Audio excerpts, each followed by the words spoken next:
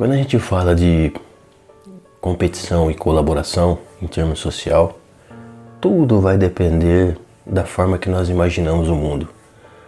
Para mim, o mundo ele é sempre imaginação. E para a gente imaginar, a gente precisa acreditar em algumas coisas. Então todos nós somos, de certa forma, doutrinados a algum ideal, seja esse ideal o que for. E quando a gente pensa em termos social, o que predomina? A ideia coletiva. O que predomina é que nós somos seres competidores por natureza. E nós atrelamos o crescimento à competição. Na verdade não é. Pode ver que isso está nas escolas, isso está nas empresas, isso está na política. Ora, para crescer é necessário competir, porque a competição estimula o crescimento. Quando na verdade isso é só uma ideologia. Não tem a ver com a natureza genuína das coisas. Porque eu posso interpretar, observando a natureza, de duas formas. Que a natureza compete o tempo todo ou que ela colabora o tempo todo. Tudo vai depender do nosso imaginário, porque o mundo ele advém da imaginação. Agora, seria bom a gente entender a ideia mais prática em relação ao que é crescimento. O crescimento está sempre atrelado com a colaboração. Como é que uma árvore jovem atravessa a estação seca? Na floresta amazônica, nas áreas altas, assim, de platôs, tal, que estão longe do lençol freático, às vezes 4, 5, até 6 meses. Não conseguiria, ela ia morrer. Aí que se descobriu que as árvores mães, as grandes, durante o dia elas puxam água lá do lençol freático e puxam água de cima e vai para a copa. Isso ocorre durante o dia. Durante a noite, as raízes superficiais invertem o fluxo. A água sai lá de baixo e irriga o solo superficial pelas raízes superficiais. É como se fosse assim, a árvore mãe é mãe e ela fala, tem a árvorezinha lá, toma aqui um pouquinho de água para você. E você vai estudar a floresta amazônica, você vê que absoluta cooperação é a regra, é a lei, não competição. Cooperação.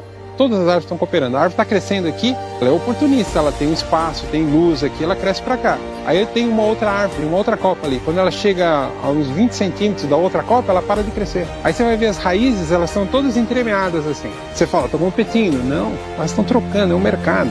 Se eu dou um fósforo aqui, me dá um nitrogênio, é uma colaboração fantástica. Quando a gente pensa numa ideia de construção, o que numa ideia de construção tem a ver com competição? Se você, por exemplo, vamos usar um exemplo aqui de uma casa. Se o construtor civil ele vai fazer uma casa, ele vai precisar do quê? Ele vai precisar de todo um conjunto de trabalhos diferentes, né? A começar ali a mão de obra. Nós temos o pedreiro, nós teremos o engenheiro, nós teremos o ajudante, nós teremos o pintor, nós teremos o eletricista, nós teremos o encanador, né? E nós teremos ali o arquiteto e tantos outros profissionais. Então a gente vê que é a junção de muitos trabalhadores diferentes, de aspectos diferentes, que é a cooperação desses trabalhadores que vai fazer com que a casa saia do projeto, não é verdade? Agora quando a gente pensa na matéria-prima também é a mesma coisa. Numa casa não vai sobreviver o que está mais forte para ela ser construída. Mas sim, a gente vai saber que é a colaboração e a justa posição de matérias-primas diferentes umas das outras, mas que quando justapostas, elas também fazem com que a construção aconteça, né? Nós teremos o que? O ferro, tijolo, areia, piso, cano, fio, ou seja, essas coisas cada qual em seu devido lugar, graças ao trabalho inteligente. No final nós teremos o que? A junção de muitas coisas diferentes, que não é uma competição, mas é uma cooperação, uma colaboração. E daí sim nós teremos a construção da casa. Porque na sociedade tem que ser diferente. Você percebe que racionalmente falando, competição tem a ver com dividir, tem a ver com separar, tem a ver com, no final, destruir, porque você está dividindo. Colaboração tem a ver com quebrar, montar o quebra-cabeça. São peças diferentes que quando se encaixam, elas formam o quebra-cabeça.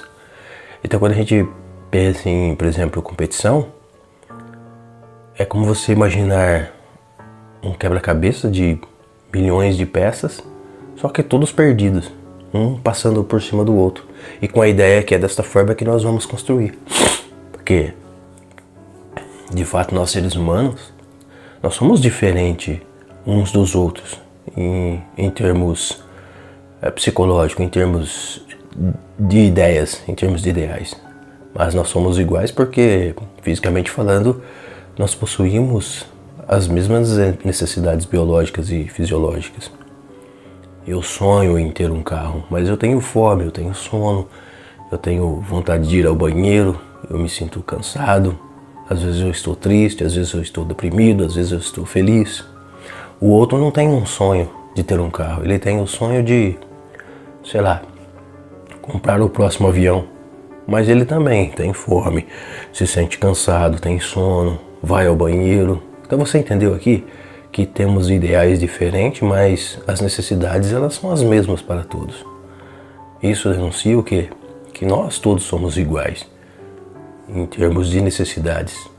E essa nossa diferença é que faz com que nós sejamos uma peça do quebra-cabeça, né? Que é simplesmente diferente, que faz parte de um quebra-cabeça com milhões de peças. Então você percebe que crescimento social, ele tem muito mais a ver com colaboração do que competição.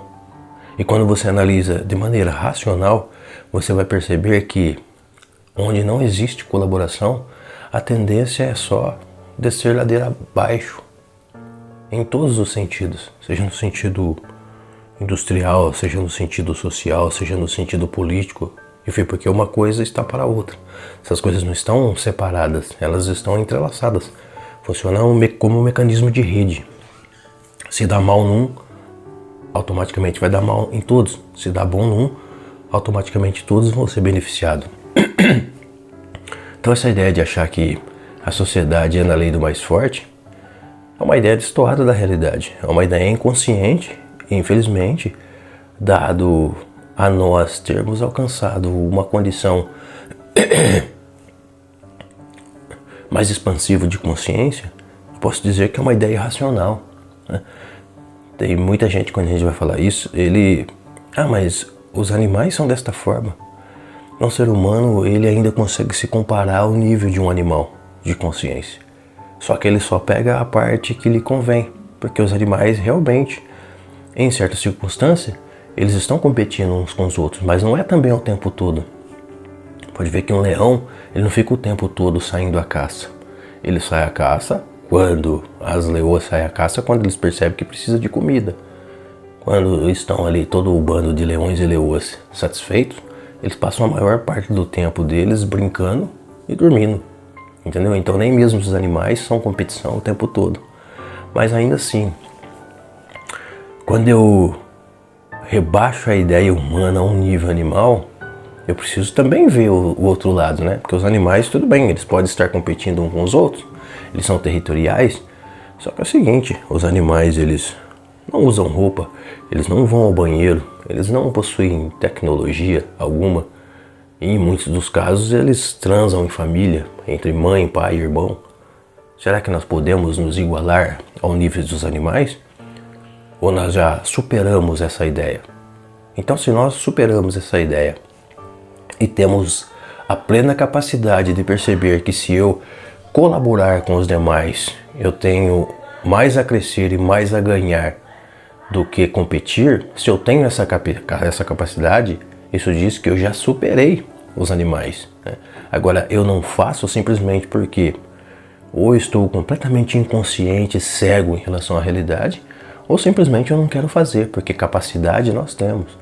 Eu tenho total capacidade de escolher, decidir na minha vida se eu quero ser um indivíduo que colabora ou se eu quero ser um indivíduo que compete com os outros. É uma escolha minha, diferente dos animais. Mas nós chegamos numa condição que nós podemos escolher. Só não escolhemos simplesmente por uma questão de estupidez mesmo.